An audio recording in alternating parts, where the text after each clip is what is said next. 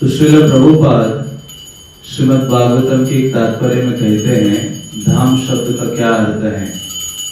श्रीमद् भागवतम के 34 स्कंद के एक तात्पर्य में लिखते हैं कि जहाँ परम भगवान स्वयं निवास करते हैं उस स्थान को धाम कहा जाता है।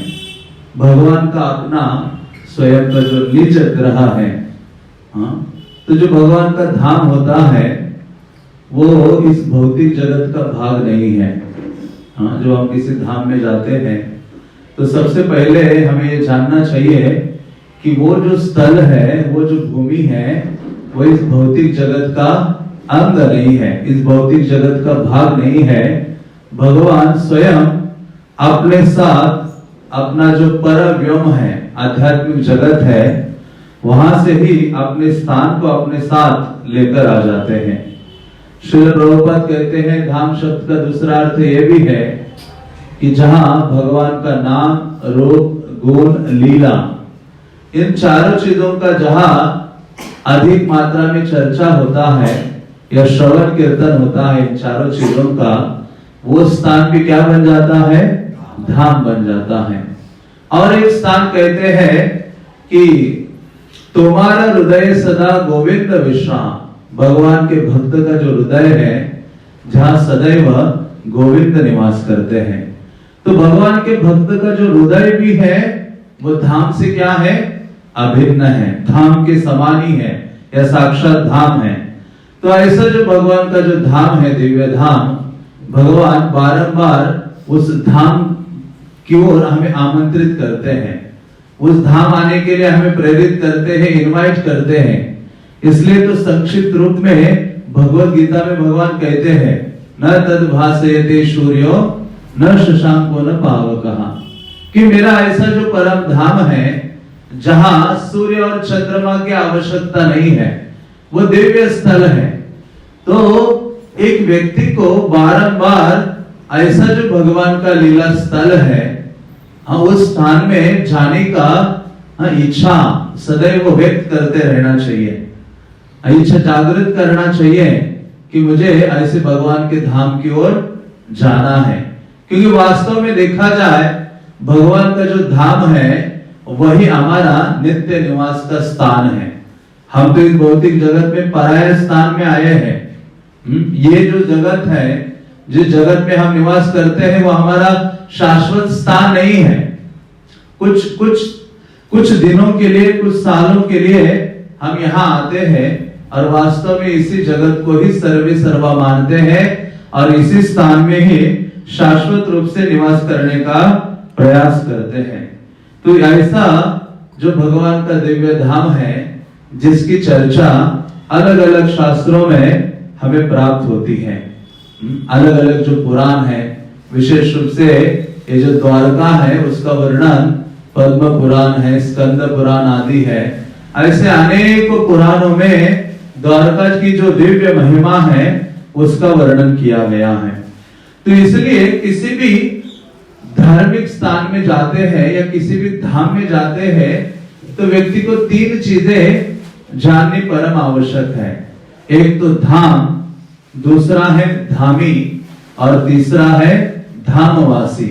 मैं हमेशा जब भी जाता हूं तो भक्तों को बोलता हूं कि किसी भी धाम में जाते हो तो इन 3 चीजों के बारे में सर्च करने का प्रयास करो, इन 3 चीजों के बारे में जानने का प्रयास करो। सबसे पहले जिस धाम में जाते हैं उस धाम की महिमा को जानना चाहिए। जाने से पूर्व ही उसकी महिमा आदि को व्यक्ति को पढ़ना चाहिए, सुनना चाहिए, सुनने का प्रयास करना चाहिए। तो धाम के बारे में जानना चाहिए और धाम के जो आराध्य देव है उनको कहा जाता है धामी। देह और उसके अंदर बैठा हुआ कौन है? गीता में कहते हैं देही। जो हम देह एक बॉडी है, उसके अंदर एक आत्मा है देही। उसी प्रकार से भगवान का ये जो दिव्य धाम है उसमें जो प्रमुख आराध्य विग्रह है जिनको धामी कहा जाता है, उसके बारे में भी व्यक्ति को जानना चाहिए। और तीसरा क्या चीज है? धामवासी। जो इस धाम में रह रहे हैं उनको अपने बाह्य दृष्टि से देखने का प्रयास नहीं करना चाहिए। क्योंकि ऐसे धाम के जो निवासी है वो दिव्य है, भगवान के अपने लोग हैं, जिनको देवी देवता गण भी सदैव लालायित रहते हैं ऐसे दिव्य धाम में जन्म लेने के लिए, यहाँ की गलियों में विचरण करने के लिए। जैसे चैतन्य भागवत में वृंदावन दास ठाकुर लिखते हैं जगन्नाथपुरी के बारे में, जहां वो कहते हैं गर्दो व्योपी चतुर्भुजा, कि यहाँ का जो गधा भी है वो क्या है, चतुर्भुज है, भगवान का अपना पार्षद है। तो उसी प्रकार से कभी भी हम किसी धाम में जाते हैं तो सबसे पहले हमारे अंदर जो विनम्रता की भावना है उसको लेके चले, और दूसरा क्या है, सहनशीलता। हर स्थिति में हमें विनम्रता का भाव प्रदर्शित करना चाहिए धामवासियों के प्रति, और दूसरा है सहनशीलता का भाव। क्योंकि हमारी जो वृत्ति है सदैव भोग करने की भावना है। हम ऐसे ऐसे शहरों में रहते हैं, ऐसे वातावरण में रहते हैं जहां रजोगुण का सर्वाधिक प्राधान्य है, और रजोगुण का सबसे पहला लक्षण क्या है, भोग करने की भावना, एंजॉयमेंट करने की भावना। तो जब हम उस स्थान से आते हैं उसी भावना को लेकर आते हैं, धाम में भी जाएंगे या जिस जिस स्थान में जाएंगे, हम अपना जो भोग करने का भाव है उसको त्यागते नहीं है, वो हमेशा बना रहता है। इसलिए तो ऐसे धाम में व्यक्ति प्रवेश नहीं कर सकता, ऐसे धाम में केवल ऊपर ही मंडरा सकता है। इसलिए प्रभुपाद को पूछा था कि वृंदावन को क्यों ऐसा रखा है भगवान ने, जहां बाहरी रूप से कोई व्यक्ति जाएगा तो उसको बहुत गंदगी नजर आती है, सुअर, नाले, वृंदावन में ये सब चीजें नजर आती है। तो प्रभुपाद ने कहा दो प्रकार के लोगों को ऐसे धाम से दूर रखने के लिए भगवान ने ऐसी योजना की है। एक क्या है, जो भोगी है, उनको लगेगा यहाँ क्या है, सारा गंद मचा हुआ है, यहाँ क्या मैं भोग करूंगा, क्या एंजॉयमेंट करूंगा, वहां उसको प्रवेश ही नहीं मिलता। मैं भी वो वृंदावन या किसी धाम में जाता है, ऊपर ही उसकी भौतिक चेतना को लेकर भ्रमण करता है, और दूसरा जो नास्तिक प्रवृत्ति के हैं ऐसे लोगों को भी भगवान दूर रखना चाहते हैं। तो उसी प्रकार से ये जो भगवान का दिव्य धाम है ये साधारण नहीं है। इसलिए किसी भी आध्यात्मिक स्थान में जाते हैं तो जानना चाहिए सबसे नीच अधम पतित व्यक्ति कोई संसार में है तो मैं हूं। मुझे शुद्धि की आवश्यकता है, मैं पवित्र होना चाहता हूं, इसलिए मैं यहां आया हूं, ऐसे धामों में भ्रमण कर रहा हूं। इसलिए भक्तिविनोद ठाकुर कहते हैं गौरा अमार जे सब स्थाने करोलो भ्रमण रंगे से सब स्थानी हेरिबो आमी प्रणय भक्त संगे। जहां जहां मेरे चैतन्य महाप्रभु गए हैं, चैतन्य महाप्रभु के भक्तगण गए हैं, मैं स्वयं उस स्थान में जाना चाहता हूं, भ्रमण करना चाहता हूं, ऐसे भक्तों के संग में जिनके हृदय में चैतन्य महाप्रभु और कृष्ण के लिए दिव्य प्रेम की भावना है। तो ऐसे धाम में तभी प्रवेश हो सकता है। इसलिए नरोत्तम दास ठाकुर कहते हैं विषय छाड़िया कबे शुद्ध हवे मन, कबे हमें हेरिबो श्री वृंदावन। जब तक विषय की भावना को दूर नहीं रखेंगे तब तक ऐसे धाम में प्रवेश असंभव है। और वो कहते कब वो दिन आएगा मेरे मन और हृदय में इन विषयों को, इंद्रियों के द्वारा विषयों को भोगने की भावना दूर हो जाएगी, तब चाहे मुझे प्रवेश हो सकता है। और वास्तव में धाम में प्रवेश केवल आध्यात्मिक गुरु की कृपा से होता है। तो इसलिए शास्त्र कहते हैं आध्यात्मिक गुरु की आज्ञा का उल्लंघन करके कोई धाम यात्रा भी करता है तो उसको धाम आदि में प्रवेश नहीं है। इसलिए आध्यात्मिक गुरु की जब कृपा होती है तो उस व्यक्ति को धाम के जो रहस्य है कितने ही कठोर क्यों ना हो, वो भी उसके हृदय में क्या हो जाते हैं, प्रकाशित हो जाते हैं। तो इसलिए जब धाम में जाना है तो भक्तों के संग में जाना चाहिए, अन्यथा धाम की यात्रा का वर्णन श्रीमद् भागवतम कहता है स गोखराहा, कि ऐसा व्यक्ति की जो यात्रा है वो वास्तव में एक गाय या गधे के समान है, या फिर ऐसा व्यक्ति अलग अलग नदियों में तीर्थों में स्नान करता है तो उसका स्थान एक कौवे के स्नान के समान है। कौवा कितना भी स्नान कर ले लेकिन उसका कालापन जाता नहीं है। तो हमारी स्थिति भी वैसी ही हो सकती है यदि हम जो वास्तविक भावना है धाम की हम उसको भूल जाते हैं। तो कहने का तात्पर्य है कि जो धाम है वो साधारण नहीं है, धाम के जो निवासी है वो कदापि साधारण नहीं है। यहाँ के सर्वसाधारण लोग, चाहे वो भिखारी हो, चाहे गरीब लोग हो या रिक्शा वाला हो, कोई भी हो, हमारे पास थोड़ा धन क्या नहीं आता सिटी में रहकर, तो हमारी भावना क्या हो जाती है, बदल जाती है। भगवान सबसे अधिक अपने भक्तों से प्रेम करते हैं। कितना ही योगी तपस्वी धनी मनी भगवान उसकी ओर देखते नहीं है। जो धाम में पड़े हुए हैं, ऐसे धाम में निरंतर रहते हैं, यहाँ के धूल आदि का स्पर्श हो रहा है, कोई साधारण नहीं है। देवतागण आके उनके चरणों का अभिषेक करते हैं, पाद प्रक्षालन करते हैं, उनको पूजनीय स्वीकारते हैं। तो इसलिए एटीट्यूड, ये जो मनोवृत्ति है हमेशा धारण करनी चाहिए किसी भी धार्मिक स्थान में हम जाते हैं। इसलिए तो 4 दिशाओं में चारों ये प्रमुख धाम बनाए गए हैं। मेनली शंकराचार्य ने इसको स्थापित किया है या बढ़ावा दिया है या प्रचार में लाया है। 4 दिशाओं में जो 4 धाम है, क्योंकि बहुत सारे धाम हैं, बद्रीनाथ है, द्वारका है, जगन्नाथपुरी है, रामेश्वरम है। तो ये 4 धाम शंकराचार्य ने वास्तव में उनको प्रसारित किया था, क्योंकि 4 दिशाओं में जो जनमानस निवास करता है वो ऐसे स्थानों में जाएगा और वहां जाकर शुद्ध हो जाएगा। तो धाम में जाने का मतलब क्या है? किसी भी तीर्थ या धाम में जाने का अर्थ है वहां जाकर किसी साधु को ढूंढना। क्या ढूंढना? साधु को ढूंढना, और साधु के द्वारा कृष्ण की कथा को सुनना। यही है धाम जाने का असली लाभ। बाकी लाभ कुछ और नहीं है। चाहे वहां जाकर दर्शन ना भी मिले तो कोई दर्शन करने से भी उतना लाभ नहीं है।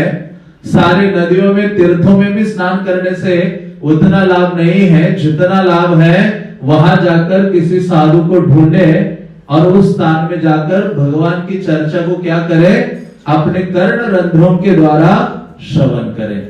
उससे बढ़कर कार्य नहीं है। सारे शास्त्र यही कहते हैं। भागवतम के कई आप स्कंद पढ़ो, कई स्थानों में वर्णन हमें प्राप्त होता है। पुराण भी वही कहते हैं, इसलिए तो बोला है साधु संग साधु संग। तो ऐसे 4 स्थानों में 4 धाम हैं जहां जाकर भक्तगण कहते हैं 4 प्रमुख कार्य करने से अब वहां के जो आराध्य देव है उनको आप प्रसन्न करते हो, उनकी कृपा का आप लाभ प्राप्त करते हो। जब आप बद्रीनाथ जाते हो तो वहां आपको तपस्या करनी चाहिए। तपस्या की भावना रखते हुए वहां कुछ ना कुछ तपस्या करें। और जब द्वारका आते हो तो यहाँ क्या करना चाहिए? भगवान को कुछ ऐश्वर्य अर्पित करना चाहिए, क्योंकि यहाँ भगवान सज धजते हैं। वो उनको बड़े बड़े आभूषण आदि अर्पित करने चाहिए। और रामेश्वरम में जाते हैं तो व्यक्ति को क्या करना चाहिए? वहां जाकर स्नान करना चाहिए। अधिक से अधिक स्नान करने से वहां 22 कुंड है या कुएं है, तो भगवान की जो धाम की कृपा है व्यक्ति प्राप्त करता है। और जगन्नाथपुरी जाकर क्या करना चाहिए? कंठ तक भोजन करना चाहिए। यहां तक क्यों कहा कि कंठी वाला क्यों है? क्योंकि कंठ के नीचे अनाप शनाप दुनिया भर का जो कचरा है वो नहीं जाना चाहिए, गंद। कुछ लोगों ने तो अपना मुंह डस्टबिन बना दिया है। जो आए आ जाओ, डस्टबिन में आप देखते हो क्या डालना है नहीं डालना है, सब कुछ डालते हो कि नहीं डालते हो। उसी प्रकार से आजकल के जो लोग हैं उन्होंने अपने मुंह को डस्टबिन बना दिया है। जो मर्जी आ जाए, जहां से आ जाए, सब डालते रहो। अरे आपका जीवन शुद्ध होने के लिए बना है। ये कंठ भगवान का नाम और ये शरीर शुद्ध करने के लिए आपको दिया गया है, लेकिन ऑलरेडी इतना पापमय ये शरीर है। पापी व्यक्ति कौन है? शास्त्र कहते हैं जिसके पास ये मनुष्य का शरीर है वो पापी है। हाँ, जिसके पास शरीर है, बॉडी है, वो व्यक्ति पापी है। हाँ, तो ऐसे शुद्धि के लिए ये सारे सदाचार दिए गए हैं। क्या खाना चाहिए, क्या नहीं खाना चाहिए, हाँ, क्या सुनना चाहिए, क्या नहीं सुनना चाहिए, क्या बोलना चाहिए, क्या नहीं बोलना चाहिए, ये सारी चीजें शास्त्र से हमें दी गई है। हाँ, तो इसीलिए ये जो जगन्नाथपुरी है, हाँ, वो और ये द्वारका का बड़ा संबंध है। मैं वैसे ही सोच रहा था आज कि ये द्वारका धाम से कई धामों का बड़ा गहरा संबंध है। इस धाम से कई धामों की जो कथाएं हैं वो कनेक्टेड है।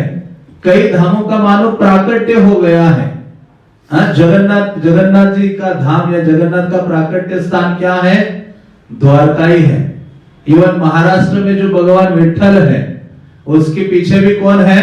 द्वारकाधीश है। हाँ, तो ऐसे कई स्थान हैं जहां जिसका संबंध, लीलाओं का संबंध इस द्वारका धाम से है और जो बहुत ही अद्भुत है। तो ऐसे जगन्नाथपुरी कोई जाता है तो शास्त्र कहते हैं उसको आकंठ पुरिया, आकंठ कंठ भरकर उसको भोजन करना चाहिए। जगन्नाथ की वो कृपा प्राप्त करता है। तो ऐसे ये जो धाम है चारों, जो हमें कृपा प्रदान करने के लिए दिए गए हैं, और इसलिए शास्त्र हमें प्रेरित करते हैं कि निकलो बाहर जाओ। इसलिए महाभारत में बहुत गृहस्थ धर्म के नियम बताए गए हैं। उसमें से ये गृहस्थ का कर्तव्य बोला गया है कि साल में कम से कम 2 बार अपने परिवार को लेकर घर से बाहर निकलो। क्यों कहा गया है घर से बाहर निकलने के लिए? क्योंकि एक जो गृहस्थ व्यक्ति है, उसकी जो बुद्धि है अपने घर में बहुत लगी होती है। घर के छोटे छोटे बर्तनों में छोटे छोटे कई मतलब जो निकृष्ट चीजें हैं उन चीजों में बहुत आसक्ति उसकी जन्म लेती है। जैसे स्त्रियां होती हैं, उनको घर का एक छोटा सा कटोरा भी कहाँ इधर उधर चला जाए तो उनको पता रहता है। मानो उसके घर का कटोरा पड़ोसी के घर में गया, वो वहां गई गलती से, तो पता चलेगा ये मेरा कटोरा है छोटा। हाँ, तो मतलब इतना गहरा अटैचमेंट है ये गृहस्थ व्यक्ति का। इसलिए शास्त्र कहते बाहर निकल, अन्यथा तुम्हें जबरदस्ती मृत्यु के समय क्या किया जाएगा? बाहर निकाला जाएगा। शास्त्र कहते साल में 2 बार बाहर जाना चाहिए परिवार के साथ, तीर्थ धाम आदि की यात्रा करनी चाहिए। क्यों? क्योंकि उसके हृदय में थोड़ी सी डिटैचमेंट, जो वैराग्य का भाव है अपने स्थान, अपने घर, अपनी सब चीजों से क्या होता है? जन्म लेता है। और जब उन चीजों से सब छोड़ के बाहर आ जाता है, भक्तों के संग में धाम आदि में जाता है, तो उसका मन और आकर्षण क्या होता है? धाम के लिए, भगवान के लिए, भक्तों के लिए, सेवा के लिए, श्रवण के लिए, शास्त्र अध्ययन के लिए, ये नाम हरि नाम लेने के लिए क्या होता है? जन्म लेता है, थोड़ा श्रद्धा बढ़ता है। इसलिए कहा गया है कि बाहर निकलते रहना चाहिए। तो ऐसा जो धाम है जो बहुत ही महत्वपूर्ण है। जो धाम और तीर्थ अलग अलग है। तीर्थों में जाकर आपके पाप खत्म हो सकते हैं, लेकिन पाप करने की प्रवृत्ति खत्म नहीं होगी। लेकिन जो धाम है वो पाप करने की प्रवृत्ति भी खत्म हो जाती है और भगवान कृष्ण के प्रति हमारे हृदय में जो दिव्य आकर्षण है वो जागृत कर देता है। बल्कि ये धाम भगवान ने क्यों बनाए हैं? क्यों बनाए धाम? बताइए, कौन बताएगा? सीधा बैठ जाइए, नींद आ रही है कई लोगों को, मुझे लग रहा है। पूरे दिन आप थके हैं, लेकिन 2 दिन से हमने कुछ भी श्रवण नहीं किया है। तो थोड़ा सा आपको तपस्या करना होगा। तो बताइए क्यों भगवान ने धाम बनाए हैं? क्यों ये धाम इस जगत में प्रदान किया हमारे लिए? पहला कारण है कि भगवान की दया का ये विस्तार है। कृष्ण हमसे कितने प्रेम करते हैं उसका एक लक्षण है कि उन्होंने अपना धाम हमें प्रदान किया है। ये उनकी करुणा का विस्तार है। और दूसरा क्या है? शास्त्र कहते हैं कि जो बद्ध जीव है उनको अपनी ओर आकृष्ट करने के लिए भगवान ने धाम प्रदान किए हैं कि यहाँ बद्ध जीव आएंगे, धाम में अलग अलग स्थानों में भ्रमण करेंगे, दर्शन करेंगे, कृष्ण कथा आदि सुनेंगे, प्रसाद ग्रहण करेंगे, तीर्थों में स्नान आदि करेंगे। तो इससे क्या होगा, धीरे धीरे उनके हृदय में श्रद्धा की बढ़ोतरी होगी और वो कृष्ण के प्रति आकृष्ट हो जाएंगे। और तीसरी चीज क्या है कि हमें ये याद आ जाता है कि भगवान का धाम ही मेरा असली घर है। जैसे कोई दुर्घटना होती है, एक्सीडेंट हो जाता है, तो व्यक्ति भूल जाता है ना, अपने आप याददाश्त खो जाती है। हाँ, तो वो अपने आप को भी नहीं पहचानता कि मैं हूं कौन, अपने पत्नी बच्चे किसी को नहीं पहचानता। हाँ, वैसे ही हमारे साथ है, हम अपने आप को पहचान नहीं रहे हैं, हम कौन है। तो प्रभुपाद हमेशा जोर देते थे कि आप ये शरीर नहीं हो, आप अमेरिकन नहीं हो, भारतीय नहीं हो, हिंदू नहीं हो, मुस्लिम नहीं हो, आप कौन हो, एक आत्मा हो, भगवान के सेवक हो, वो असली हमारी पहचान है।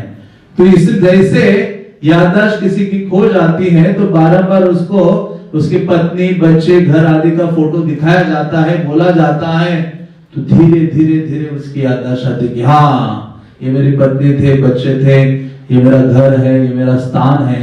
उसी प्रकार से हम याददाश्त वापस आ जाती है हमारी जब धाम आते हैं। हम तो बहुत लोग बोलते रहते, अरे ये तुम आत्मा हो, ये तुम्हारे स्वामी है, तुम सेवक हो, तुम्हारा ये धाम है। तो धीरे धीरे हम यह अनुभव कर पाते हैं कि भगवान का जो ये स्थान है ये वास्तव में मेरा असली घर है।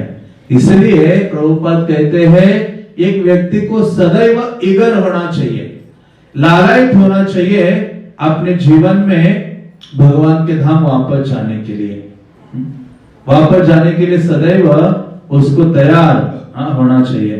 तो ऐसे धाम में हम आते हैं, तो ऐसे धाम में आकर बहुत तीव्र गति से हमारी जो धूमिल चेतना है, हाँ, जो कीचड़ युक्त पानी होता है ना, कितना गंदा होता है, हाँ, तो उसी प्रकार से हमारी चेतना कीचड़ युक्त हो गई है, मलिन हो गई है, वो धाम आने से शुद्ध हो जाती है, हाँ, तीव्र गति से। तो इसलिए ऐसे धाम में आना चाहिए, लेकिन उसके लिए हमें जानना चाहिए कि जाके वहां क्या करें।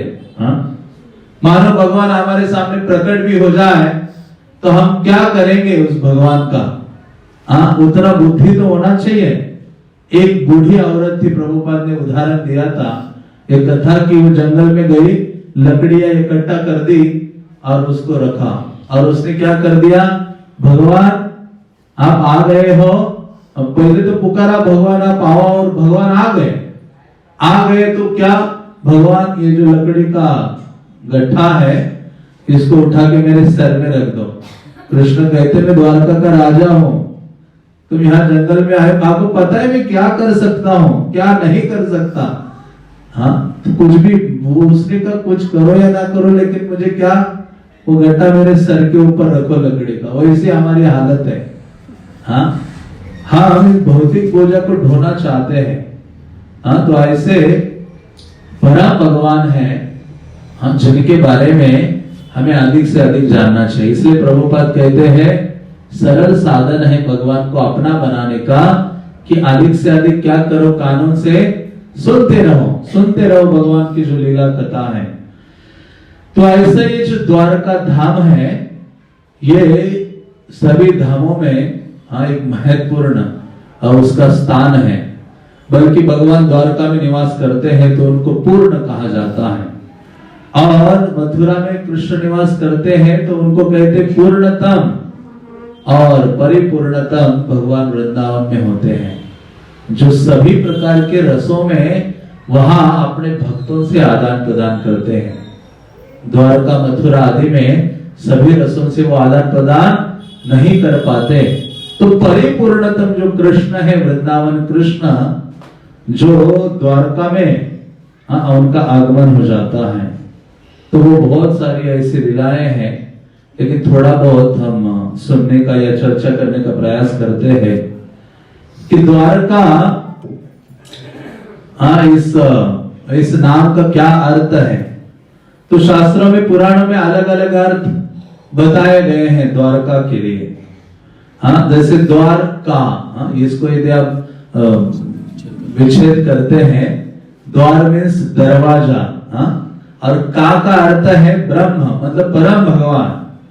तो इसको कहते हैं गेटवे ऑफ मोक्षा, हाँ कि ये जो द्वारका है ये गेटवे है आध्यात्मिक जगत में जाने का, ये द्वार है परम ब्रह्म की ओर जाने का, ये द्वार है, इसलिए इसका एक नाम द्वारका है।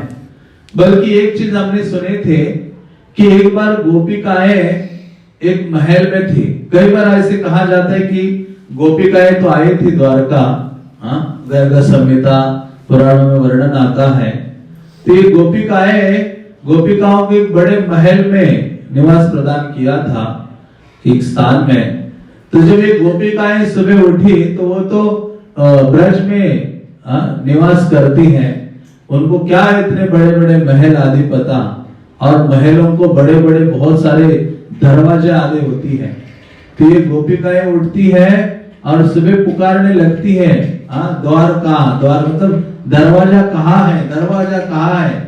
उनको दरवाजा ही नहीं मिल रहा था बाहर जाने का या अंदर आने का। तो इसलिए भी है इसको भक्तगण कहते हैं कि इस कारण से भी द्वारका कहा जाता है। तो ऐसे द्वारका के शास्त्रों में कई नाम हैं। एक नाम है द्वारकामती, द्वारकावती, द्वारकापुरी, मोक्षपुरी, और एक हरिवंश पुराण में एक नाम आता है जिसको कहते हैं वारी दुर्ग। वारी मीन्स जल। तो जल के अंदर जो भगवान ने अपने भक्तों के लिए दुर्ग बनाया, इसलिए इसको वारी दुर्ग कहा जाता है।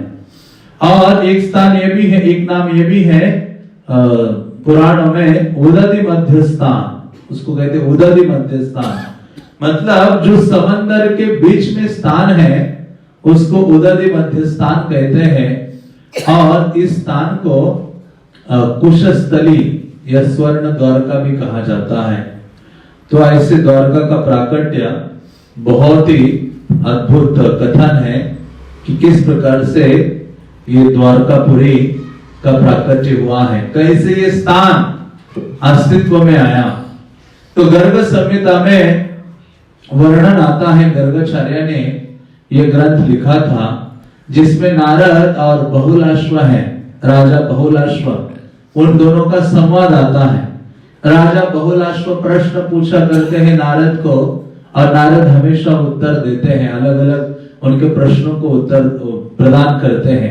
तो बहुलाश्व ने पूछा था कि ये जो द्वारका है इसका प्राकट्य कैसे हुआ था, कैसे ये अस्तित्व में आया था।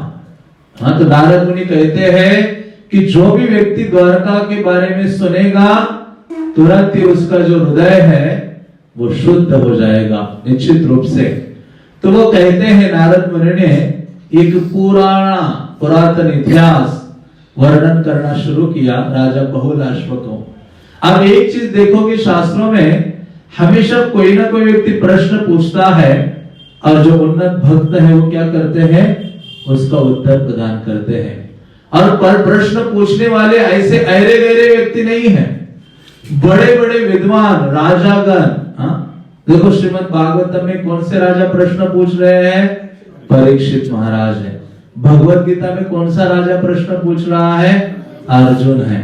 तो ऐसे पुराणों को ले लो, संहिताओं को ले लो, इतिहास आदि को ले लो, सब में ये जो बड़े बड़े व्यक्ति हैं, हाँ वो भगवान के बारे में, धाम आदि के बारे में सुनना चाहते हैं। वो अपने आचरण से सिखाते हैं, विनम्रता का भाव धारण करके परिप्रश्नेन सेवया उपदेक्षन्ति ते ज्ञानम ज्ञानिनः तत्वदर्शिनः। तत्वदर्शी व्यक्ति फिर उनको उपदेश करते हैं। तो ऐसा स्थान ये राजागण लेते हैं, एक विनम्रता का स्थान, और वो सुनने की लालसा रखते हैं। और उनकी कृपा से वास्तव में ये सारे जो जानकारी है, ये सारे ग्रंथ हमें प्रदान हुए हैं। तो नारद मुनि बहुलाश्व को कहते हैं कि मनु के जो पुत्र थे शर्याती, जो बहुत बड़े चक्रवर्ती सम्राट थे, जिन्होंने इस पृथ्वी पर लगभग 10,000 साल राज्य किया और उनके 3 पुत्र थे। एक थे उत्तान, बरही, अनर्त और भूरिश्रव। तो ऐसे 3 जो पुत्र थे, इन्होंने राजा ने क्या किया, इन तीनों को जो शरियाती है उन्होंने तीनों को 3 दिशाओं का राज्य प्रदान कर दिया। जो उत्तन बरही थे उनको पूर्व दिशा का राज्य दिया और जो अनर्त थे उनको पश्चिम दिशा का राज्य दिया, जो भूरिश्रव थे उनको दक्षिण दिशा का राज्य दिया। और उस राजा ने शरियाती ने कहा कि ये मेरी पृथ्वी है, इसका आप धर्म पूर्वक पालन करो, क्योंकि मैंने इसको अपने बल पूर्वक अर्जन किया है, इसको प्राप्त किया है, और तुम लोग इसका अच्छी तरह से ध्यान रखो या इसका पालन करो। तो ऐसे जब बोला था शरियाती ने, तो शरियाती राजा के दूसरे पुत्र थे जिनका नाम था अनर्त। उन्होंने कहा, उनके दूसरे पुत्र ने देखा कि मेरे पिता को घमंड आ गया है, वो सोच रही है पृथ्वी मेरी है, मैंने पालन किया है। हमें भी होता है ना, थोड़ी सी अचीवमेंट्स होते हैं तो हम अहंकारवश कहते हैं मैं ये हूं, मैं वो हूं, मुझ में ये योग्यताएं हैं। तो वैसे ही शरियाती ने कहा ये मेरा पृथ्वी है, लेकिन उसका दूसरा बेटा उनको कहता है अनर्त कि ये आपकी पृथ्वी नहीं है, ना आप पालन करने योग्य हो, ना आपने इसका अर्जन किया था। वो कहते हैं आप अपने आप को समझते हो कि आप बलशाली हो और आपने इस बलपूर्वक इस पृथ्वी का अपना बनाया है। वो कहते हैं नहीं, ये पृथ्वी तो परम भगवान कृष्ण की है, वही एकमात्र पालक है इस पृथ्वी के, और वही सबसे अधिक बलवान है, वही सृष्टि करता है। और उन्होंने कहा उनके भय से ही चंद्रमा उदित होता है, सूर्य उदित होता है और अस्ताचल को जाता है। वातो वहति मद भयात, कि ये जो हवा है मेरे भय से बहती है। इस प्रकार से उन्होंने कहा कि आपको अहंकार हुआ है हे पिता, आप क्या करो, इस अहंकार को छोड़ो और जाकर थोड़ा भजन करो, तो आपका अहंकार थोड़ा कम हो जाएगा। तो जब राजा शरियाती ने ये सुना, तो ऐसे वाक्बाण, मतलब जो मुख से बोले गए शब्द हैं, ये बाणों से भी अधिक शक्ति संपन्न है। जो बाण मारो तो एक समय में मर जाएगा व्यक्ति, और बाण को तुरंत निकाल सकते हो, लेकिन ऐसे वाणी के जो बाण है वो अत्यधिक कठिन है, अत्यधिक कष्टदायक है। तो इतने घायल हो गए उन बाणों से, राजा जो शरियाती थे उन्होंने क्रोध में आकर बोला कि हे मेरे पुत्र खोटी बुद्धि वाले, तुम तो एक बड़े गुरु के समान मुझे उपदेश दे रहे हो। कहा कि जहां तक मेरी भूमि है, ये मेरा राज्य है, वहां तुम निवास मत करो, और जिनकी तुमने आराधना की है क्या वो तुम्हें भूमि दे सकते, और भी इससे अधिक पृथ्वी दे सकते हैं। तो इनको गुस्सा आता है। जो अनर्त थे उनके जो पुत्र शरियाती के, तो ये अनर्त कहते हैं जहां तक आपका राज्य, आपकी पृथ्वी है, उस पर मैं वास नहीं करूंगा, निवास नहीं करूंगा। और ऐसे जो अनर्त थे उन्होंने 10,000 साल तक तपस्या की और परम भगवान प्रकट हो जाते हैं। जैसे भगवान को देखते हैं, कृष्ण को देखते हैं, तो वो रोमांचित हो जाते हैं, गदगद हो जाते हैं और हाथ जोड़कर उनको प्रणाम करते हैं, स्तुति आदि करते हैं और भगवान को कहते, भगवान आप मुझे तो अपने पिता ने यहाँ पूरा पृथ्वी से ही वार कर दिया है, मुझे और दूसरा लैंड चाहिए, भूमि दे दो आप मुझे, जहां मैं निवास कर सकूंगा। तो भगवान कहते कि अरे इस संसार में दूसरी पृथ्वी कहाँ आएगी, ये एक ही पृथ्वी है। तो भगवान कहते मैं तुम्हारे भक्ति और सेवा से संतुष्ट हूं, और मैं क्या करूंगा, ये पृथ्वी क्या है, मैं अपने वैकुंठ का एक टुकड़ा, वैकुंठ को तोड़ दूंगा, थोड़ा सा एक टुकड़ा लेकर उसका जो लंबा चौड़ा, कितना 100 योजन लंबा चौड़ा जो भूखंड है वो तुम्हें प्रदान करता हूं, जो निर्मल और शुभद है, हाँ वो उसको लेकर आप उसमें निवास करो। तो भगवान ने क्या किया, हाँ वैकुंठ का जो भूखंड है, वैकुंठ का कोई पार्ट तोड़ दिया और उस भूखंड को लाए और वो इनको अनर्थ को, अनर्थ को प्रदान किया और उसको यहाँ उन्होंने रख दिया इस स्थान पे, और नीचे समंदर के बीच में रखा और सुदर्शन की नींव बनाई जिसके ऊपर उस भूखंड को स्थापित कर दिया।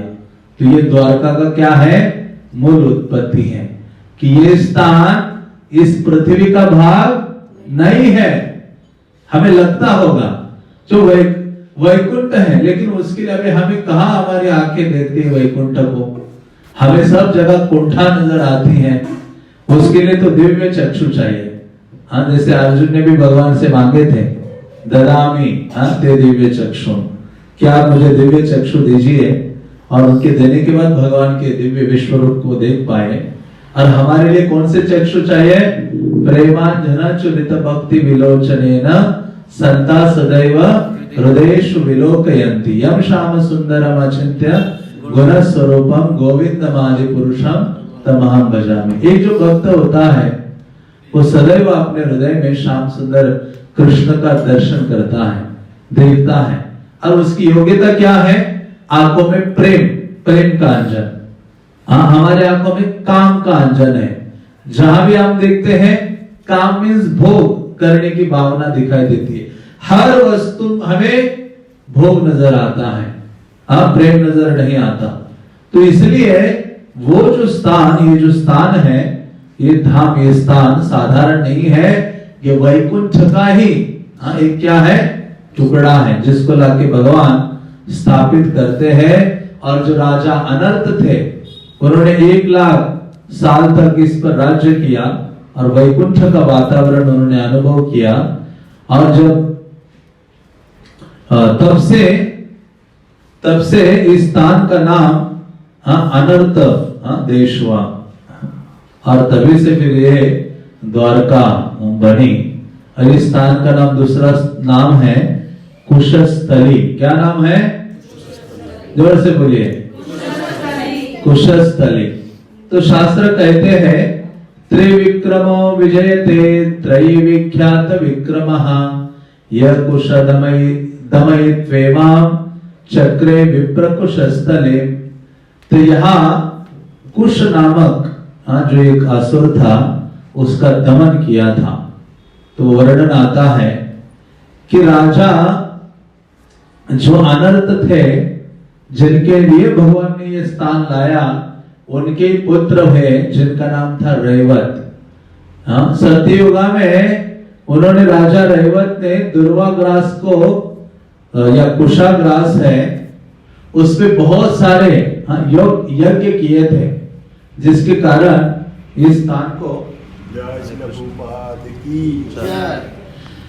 इस स्थान को कुशस्थली कहा गया। तो ये कुशस्थली तब से नाम पड़ा था, लेकिन उनके बाद, रैवत के बाद एक आसुर हुआ, आसुर व्यक्ति कुश नाम का, जिसने इस स्थान को टेक ओवर किया, अपने अंदर ले लिया। और तब से इस स्थान का जो चार्म है, मतलब जो सौंदर्य है आदि, सब कुछ नष्ट हो जाता है और केवल नाम बना रहा, बस कुशस्थली। तो ऐसे ये कुशस्थली का जो अद्भुत सौंदर्य था, राजा अनर्थ से लेकर रैवत आदि से, वो खत्म हो गया था। तो भगवान को प्रार्थना करते हैं दुर्वासा मुनि कि भगवान आप आ जाओ और ये जो असुर है इसको नष्ट कर दो, और फिर से इस स्थान को आप सौंदर्यमय या अद्भुत बनाओ। तो उनके आदेश पर, या उनकी भगवान, उनके निवेदन से, दुर्वासा मुनि के निवेदन से भगवान आते हैं, त्रिविक्रम हरि, और वो क्या करते हैं, उस असुर को मारते हैं और इसको वापस स्थापित करते हैं। कुछ कुछ पुराणों में द्वारका को तपस्सिद्धि क्षेत्र कहा गया है। क्षेत्र का अर्थ होता है कि जहां भगवान अपनी बहुत लीलाएं करते, स्पोर्टिव पास टाइम्स, कई सारी लीलाएं करते हैं। तो एक वर्णन आता है कि एक बार दुर्वासा मुनि आए थे यहाँ, और उन्होंने इस इच्छा से आए थे, मोक्ष प्राप्त करना है मुझे। कौन सी इच्छा? मोक्ष प्राप्ति की इच्छा। जैसे आए और उन्होंने देखा गोमती है सामने। गोमती का बहुत पुराणों में बहुत अद्भुत वर्णन आता है। गोमती की जो महिमा है, उसके स्नान आदि का महिमा है, तो ये सब जानते थे। दुर्वासा मुनि आए गोमती में स्नान करने के लिए। उन्होंने अपने कपड़े उतार दिए, कपड़े ऊपर उतार दिए कोने में, और गए अंदर स्नान करने के लिए। और स्नान करने के लिए गए नहीं, मतलब जा ही रहे थे पानी के पास, तो आसुर लोग आते हैं, हाँ, और उनको मारते पीटते हैं। दुर्वासा मुनि को मारने लगते, पीटने लगते हैं, और बोलते हैं कि वापस आएगा ना गोमती में स्नान करने के लिए, मार डालूंगा तुम्हें यहाँ। अभी दुर्वासा मुनि वैसे कितने पावरफुल है, लेकिन वो कहते हैं क्योंकि उनका ये व्रत भी था कि जब तक अन्न या जल आदि ग्रहण नहीं करूंगा, जब तक गोमती में स्नान नहीं करूंगा। और उन्होंने सोचा कि भी उन्होंने जो व्रत रखा है, तपस्या की है, शाप देना तो उनके बाएं हाथ का खेल है। बाएं नहीं, कौन सा हाथ? बाएं दाएं, क्या बोलते हैं? बाएं हाथ का खेल है। हाँ, जहां देखो दुर्वासा और शाप, ये दोनों साथ साथ चीजें हैं। कल हम आ रहे थे, ऐसे बात कर रहे थे हरे सुंदर प्रभु और मैं, और कहते कि पहले समय में कुछ भी हो जाए तुरंत शाप देते थे, हम डर जाता था, ये शाप देंगे। आज के समय में किसी को कुछ करो और बोलो मैं आपको ब्लॉक कर दूंगा, व्हाट्सएप में ब्लॉक करूंगा, फेसबुक में ब्लॉक करूंगा, लोग डर जाते, प्लीज ब्लॉक मत करो मुझे, मानो शाप के समान है। हाँ, आजकल ऐसी स्थिति है। तो जब उन्होंने कहा मैं शाप दूंगा तो सारी तपस्याएं मेरी नष्ट हो सकती है, तो वो क्या किए, तब वो सुतल लोग जाते हैं। सुतल में कौन निवास करता है? बलि महाराज निवास करते हैं, जिनके भक्ति के बल पर भगवान वहां उनके द्वार पर खड़े हैं। क्या बनकर खड़े हैं? चौकीदार, गेट कीपर, चौकीदार बन के खड़े हैं। हम एक बार एक पुराण में पढ़ रहा था कि जहां ऐसा वर्णन आया था कि जब भगवान नीचे चले गए ना सुतल लोक में, बलि महाराज को दंडित किया था, और वहां क्योंकि बलि महाराज का जो महल था उसमें कई दरवाजे थे, 4 अलग अलग स्थानों से। तो ये भगवान बलि महाराज का ये पता नहीं था कि कब कौन से दरवाजे से बाहर निकलेंगे, और गेट कीपर को बिल्कुल सावधान होना होता है कि स्वामी बाहर आए तो वो तैयार होना चाहिए वहां। तो ये भगवान, ऐसे कहा जाता है कि भगवान पूरा ऐसे घूमते रहते थे, चारों दौड़ते रहते थे, इस गेट से बलि बाहर आएगा, उस गेट से आएगा। हाँ, तो ये जो लक्ष्मी ने देखा मेरे पति की हालत क्या हो गई है, हाँ, इतनी दशा दयनीय हो गई है उनकी, हाँ, कि उनको केवल पूरा देखा कि उनके जो स्वामी प्रभु नारायण है, हाँ, वो 4 हाथों से दौड़ रहे हैं और पूरे पसीने पसीने हो रहे हैं, सारा श्रृंगार इधर खराब हो रहा है, और ये लक्ष्मी को देखा नहीं गया। लक्ष्मी देवी बहुत दुखी हो गई। लक्ष्मी जाती है, हाँ, बलि महाराज के पास जाती है।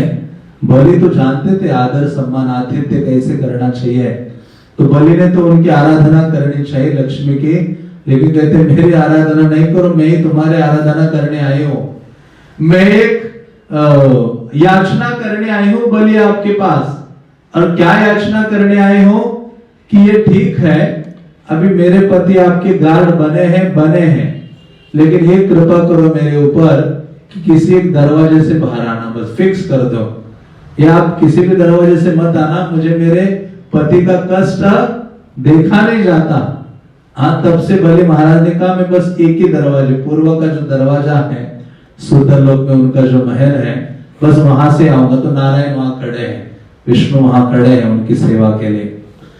तो इस प्रकार से दुर्वासा मुनि को पता था कि अभी भगवान नीचे हैं सुतल लोक में, तो वो गए उनके पास, और वहां जाकर उनको कहते हैं कि आप क्या करो, आप चलिए मेरे साथ चलिए। तो फिर भगवान ने कहा ठीक है मैं चलता हूं तुम्हारे साथ। तो भगवान सुतल लोक से दुर्वासा मुनि के साथ यहां आए। और दुर्वासा को कहा, दुर्वासा जाओ गोमती की ओर, स्नान करो, उन राक्षसों को, आसुरों को मैं देख लेता हूं।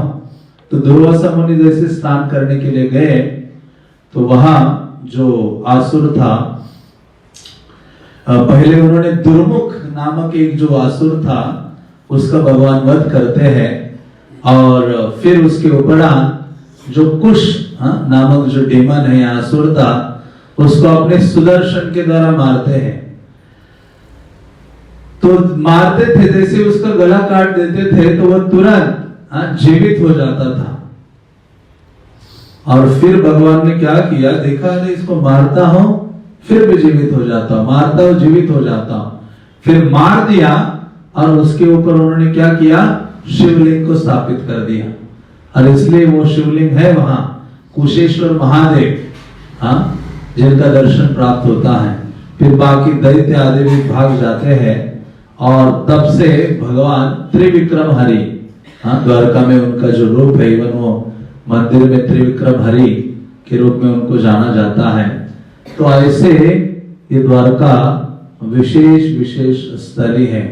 और भगवान कृष्ण अवतरित होते हैं भूभारण हराय, भूभार को हरण करने के लिए, जैसे हम देखते हैं। तो लेकिन द्वारका में भगवान आते हैं, जिसका वर्णन हमने पिछले क्लास में भी किया था। भगवान क्योंकि जब भगवान कृष्ण वृंदावन से मथुरा आए और मथुरा आकर कुवलय, पीड़, फिर उसके बाद सारे जो चाल और मुष्टिक आदि का वध किया, फिर कंस अपने मामा जी को भी मार डाला उन्होंने। और कंस की जो पत्नियां थी अस्ति और प्राप्ति, अस्ति प्राप्ति ऐसे कुछ नाम था, वो जरासंध की बेटियां थी, जरासंध की वो कन्याएं थी अस्ति और प्राप्ति। तो वो रोते रोते गई अपने पिता के पास कि ये कृष्ण ने हमारे पति का वध किया है। तो कंस फिर निकलता है हजारों सेना को लेकर, और उस दिन चर्चा की थी, सुना था कि 17 बार भगवान पराजित करते हैं, भगवान उनको पराजित करते हैं जरासंध को। तो ऐसे जरासंध को पराजित भगवान ने किया, बल्कि बलराम कहते इसको एक क्षण में मार ही डालो ना, पहली बार मार देना चाहिए, हर बार क्यों आप बुला रहे हो उसको, हर बार चांस क्यों दे रहे हो। भगवान ने कहा मेरा काम है भूभारण हरण करना, भूभार कम करना, ये अच्छा है। सब जगह से सारे आसुरी शासकों को, राजाओं को इकट्ठा करके लाता है, यहाँ मैं होलसेल किलिंग करता हूँ, होलसेल के भाव में इनको मारता हूँ, मेरे लिए आसान है। अलग अलग प्रांतों में कहा जाऊं बलराम में। तो उस दिन भी सुना था कि जब उन्होंने कहा,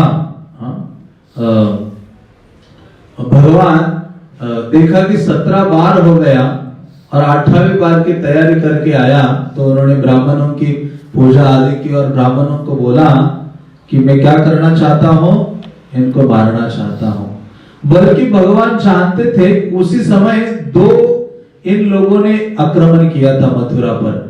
एक तो थे काल यवन, उस दिन हमने चर्चा की थी, और दूसरे थे जरासंध। जब काल यवन आया था, क्योंकि वो गर्गाचार्य के पुत्र है वास्तव में, एक यवन की रानी के गर्भ से उन्होंने पुत्र को जन्म दिया था कि ये यदुवंशी भयभीत होंगे, ऐसा एक महान एक आसुर राजा आएगा कालयवन।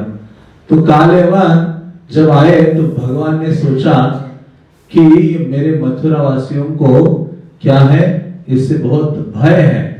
तो इसलिए ऐसे कहा जाता है कि भगवान ने क्या किया, उसी समय उनको सुरक्षित रखने के लिए, अपने मथुरा वासियों को सुरक्षित रखने के लिए, और देखा कि कालयवन को मैं पराजित करूंगा या मारूंगा या उससे मेरे मथुरा वासियों को भय है, इसलिए भगवान उसको मथुरा से दूर ले गए। और भगवान जानते थे कि ये इसको दूर ले जाऊंगा, उसी समय जरासंध भी आने वाला है। तो मतलब मथुरा वासियों को लिए भय है दोनों राजाओं से। इसलिए भगवान ने जिस दिन या जिस रात्रि को कालयवन आक्रमण करने वाला था, मानो कल, तो आज ही रात में भगवान ने क्या किया, द्वारका का पुनर्निर्माण किया।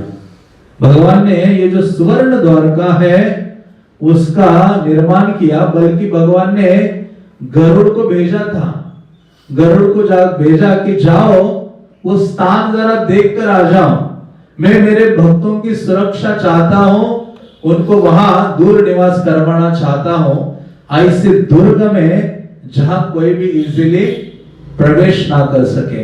तो भगवान ने उसी रात्रि को क्या किया, गरुड़ को भेजा और विश्वकर्मा को भी ये आदेश दिया कि आप जाकर एक ऐसे नगरी का निर्माण करो, सुवर्ण नगरी का, जो आठों दिशाओं से सुरक्षित हो।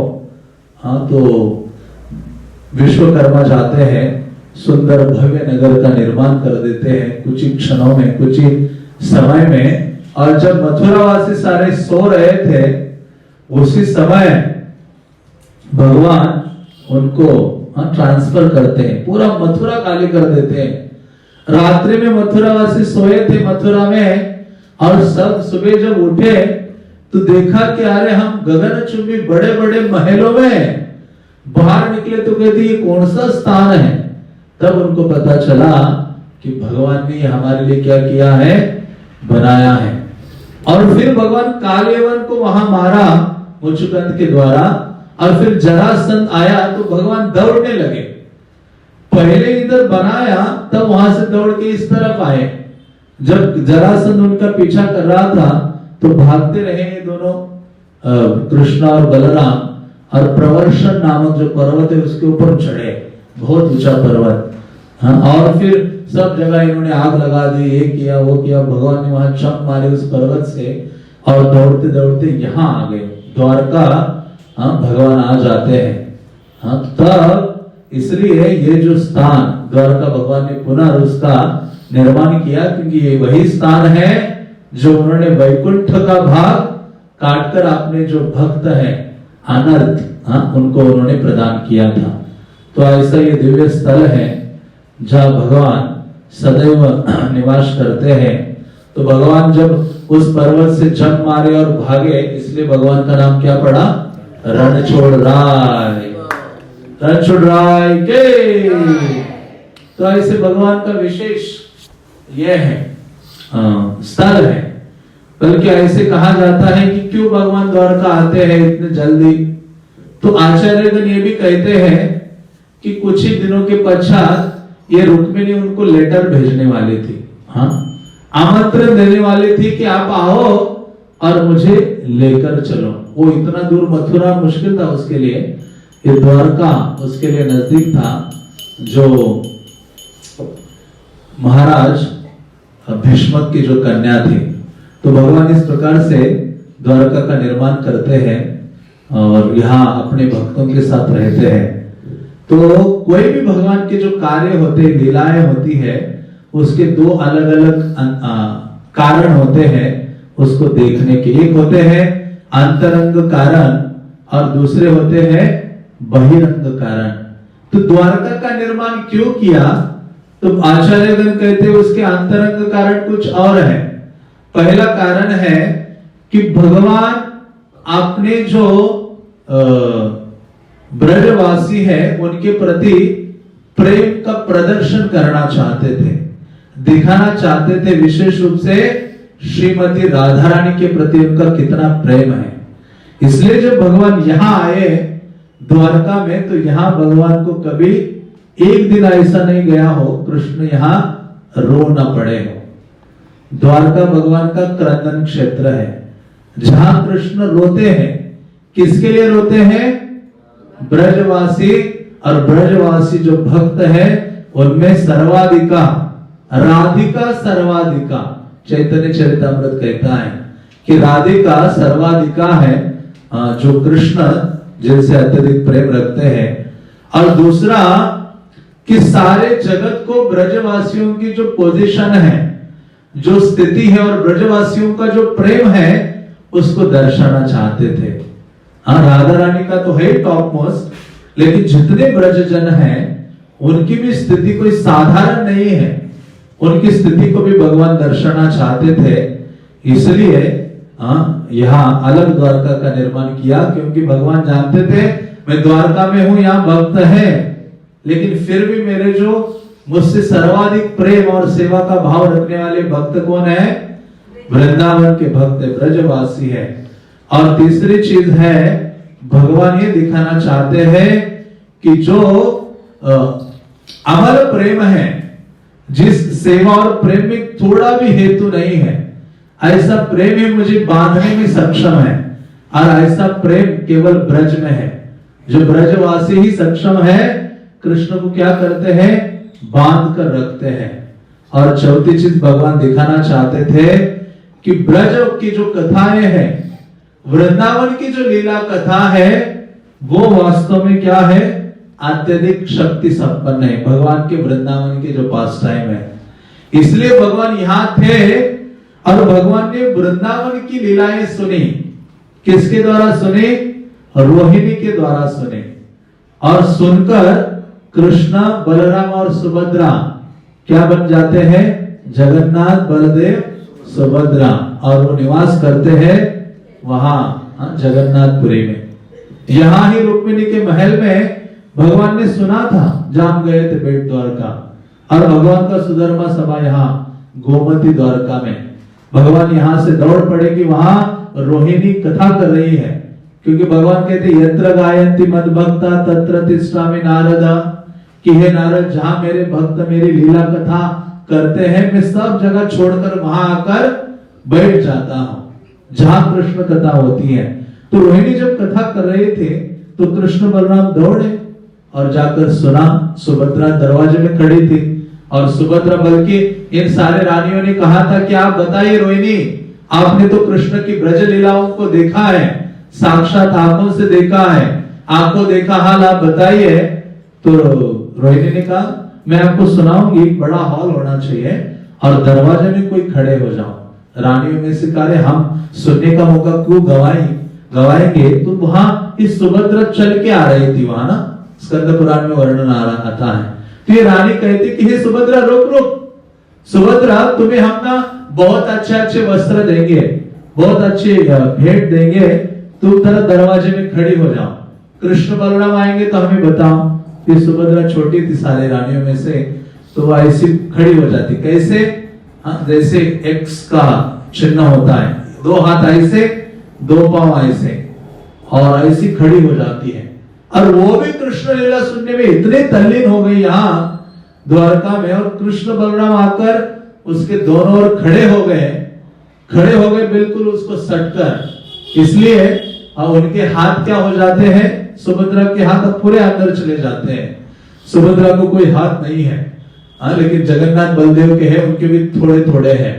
तो महाभाव में आ जाते कृष्ण लीला को सुनकर, और तीनों वहां दरवाजे में प्रकट हो जाते हैं। आंखें बड़ी बड़ी हो जाती हैं, हाथ पांव अंदर चले जाते हैं, और एक तक सुनते जा रहे रोहिणी के मुख से। और उसी समय नारद मुनि का आगमन होता है। नारद कहते, जोर से चिल्लाते हैं, मैंने देखा, मैंने देखा, मैंने देखा। क्या चिल्लाए नारद?